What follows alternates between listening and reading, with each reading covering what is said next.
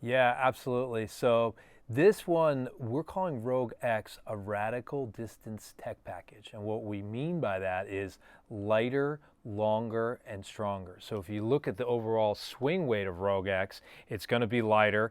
The shafts are just a little bit longer.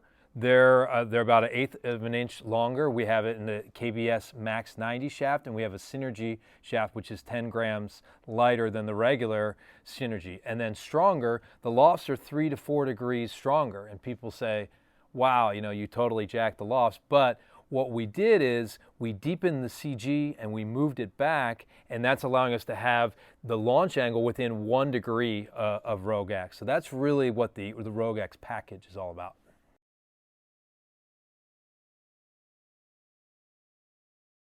Yeah, so what we have is we have a wider sole, we have a deeper CG, then we have a new technology. It's a MIM tungsten weighting, came from our Epic irons. And basically what it is a custom weight for every single loft. So in the 7 iron, the weight is different than the 6 iron, and in the 5 iron, we can position that precisely to get the launch angle that we want. So just because, say, a 6 iron is 2 or 3 degrees stronger, we still want it to launch in the same window that people are expecting from that iron. And we've done a bunch of testing to make sure that the Rogue X and the regular Rogue are launching within the same window of each other. So that's how you get it. You pull back the CG, you have the wider sole, you have the min tungsten weighting, and that's where you get that launch angle that's within 1 degree of the Rogue standard.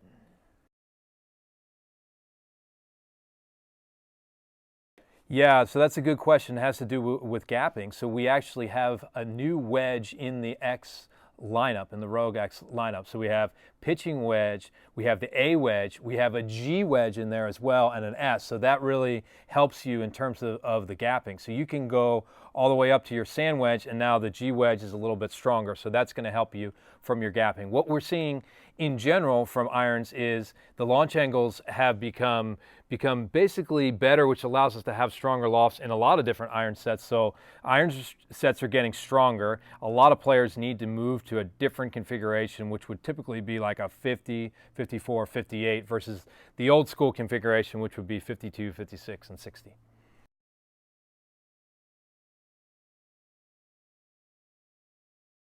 Yeah, so you don't want just pure distance. You want to have forgiveness all across the face. And there's a lot of aspects to forgiveness, but for Rogue X, take the shape. It's already bigger than the Rogue Standard, so longer blade length, wider sole, which is going to help your turf interaction. It's got a thicker top line. It's got a little bit more offset. You've got the lighter weight shaft, so all those pieces are into forgiveness. And then the face cup that we have, which wraps all the way around the face, allows us to have a very thin face.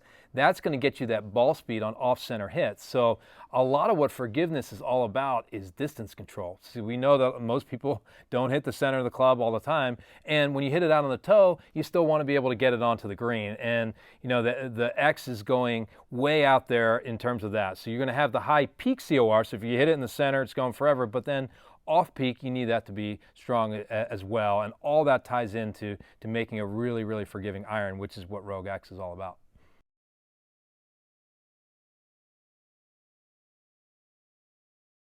Yeah, so what I'm holding right here is a cutaway of the Rogue X iron. So this has the 360 face cup, and you can see the wraparound of the face. And what that is allowing us to do is make a very, very thin face. It's basically a construction technique that allows us to make a very thin and flexible face. And what the benefit of the 360 face cup versus other technologies that are out there is it works across the entire face.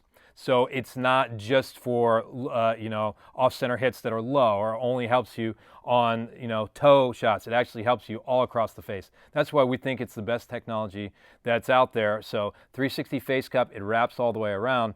Now, one thing that's really interesting in the Rogue irons is when you thin out that face, then you tend to get like the feedback and the vibration, the sound issues. So what we have is these urethane microspheres, and I'm pointing to that right here. So this is urethane with microscopic air bubbles embedded into it, and that will actually flex and give. So I'm pushing on it right here. So that really helps dampen the sound, gives you that really, really good feel, but it allows the face to still flex, and that's what allows us to have this really, really thin face, and that's where you get those CRRs that are way up and still having getting a great feeling iron.